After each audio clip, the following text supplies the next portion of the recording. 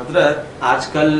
جو عام طور پہ بہت زیادہ مسائل دیکھے جا رہے ہیں وہ طلاق کے متعلق ہو رہے ہیں، تو میرے کچھ چند سوالات ہیں طلاق کے متعلق، تاکہ ہمارے جو ویب سائٹ پر ویورز ہوتے ہیں اور یوٹیوب پر ویورز ہوتے ہیں ان کو ایک جامع طور پہ تمام طلاق کے متعلق جتنے مسائل درپیش ہوتے ہیں انشاءاللہ وہ مسائل کو میں نے بھی نیٹ پر دیکھا ہے، میں نے بھی کتابوں کے ذریعے دیکھا ہے، تو میں انشاءاللہ آپ سے ایک ایک مسئلہ میں پوچھتا جاؤں گا، آپ جو ہے قرآن و حدیث کے مطابق اس کا جواب ارشاد فرماتے جائیے۔ سب سے پہلا سوال یہ ہے کہ طلاق کا مفہوم کیا ہے؟ کیا طلاق اسلام میں اگر کسی پرسن کو اگر ضرورت پڑتی ہے تو کیا وہ طلاق لے سکتا ہے، اور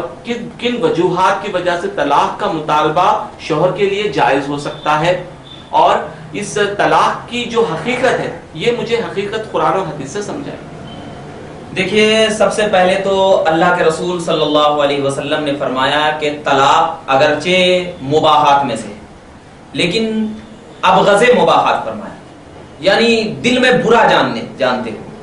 سب سے پہلے تو یہ میں بتانا چاہتا ہوں کہ میاں اور بیوی سب سے پہلے کیا ہے، طلاق کے قریب نہ جائے، بلکہ کیا ہے آپس میں صلح کر لے تو بہتر ہے، کیونکہ یہ صلح آپ کریں گے تو آپ کی زندگی بالکل اچھی رہے گی انشاءاللہ۔ لیکن جب کیا ہے معاملہ حد سے بڑھ جائے، ایسا معاملہ بڑھ جائے کہ شوہر کچھ اور چاہتا ہے اور بیوی کچھ اور چاہتی ہے، ایسا نہیں کہ شوہر کہتا ہے کہ ٹی وی دیکھو لیکن بیوی کہتی ہے نہیں میں نماز پڑھوں گی، تو اس میں طلاق دینے کا شوہر کو حق نہیں ہے، بلکہ طلاق دینا کب ہے کہ جب شوہر کی خلاف ورزی اس صورت میں کرے جو صورت کے شریعت اسلامیہ میں جائز ہو۔ جیسے کہ مثال کے طور شوہر نے کہا اپنی بیوی کو نماز پڑھ، بیوی نے کہا میں نہیں پڑھتی،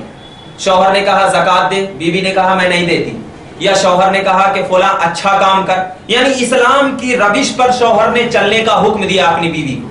لیکن کیا ہے اس کی بیوی اسلام کی روش پر نہ چلتے ہوئے بلکہ کیا ہے برائیوں میں مبتلا ہو رہی ہے، اور کیا ہے اپنے آپ میں برائیوں کو پیدا کرتی ہوئی جا رہی ہے، تو سب سے پہلے شوہر کو یہ چاہیے کہ قرآن کے مطابق وہ شوہر اس کی تنبیہ کرے، یا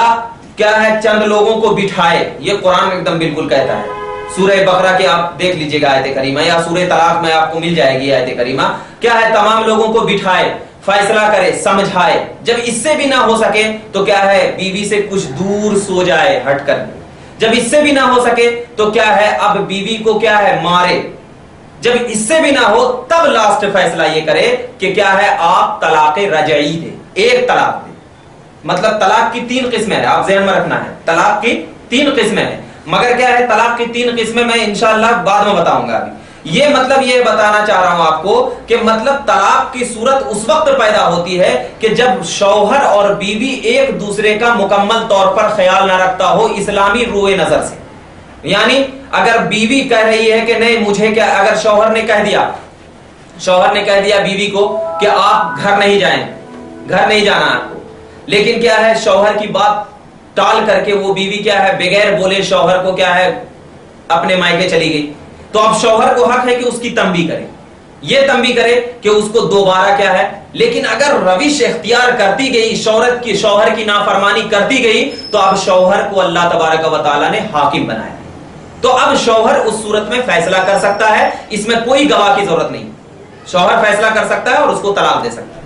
لہٰذا اب مگر بہتر یہی ہے کہ طلاق کی صورت نہ آنے دیں، لیکن جب طلاق کی صورت آ جائے تو اب کیا ہے اس صورت میں نکلنے نہ پائے، بہتر یہی ہے۔ اور یہ سب سے بڑی چیز یہ کہ شریعت اسلامیہ کے خلاف اگر بیوی شوہر کے بغیر بتائے کوئی کام کر رہی ہے تو اب شوہر کو حق ہے کہ اس بیوی کو چھوڑ سکتا ہے یا اس بیوی کو رکھ سکتا ہے، یہ ہے طلاق۔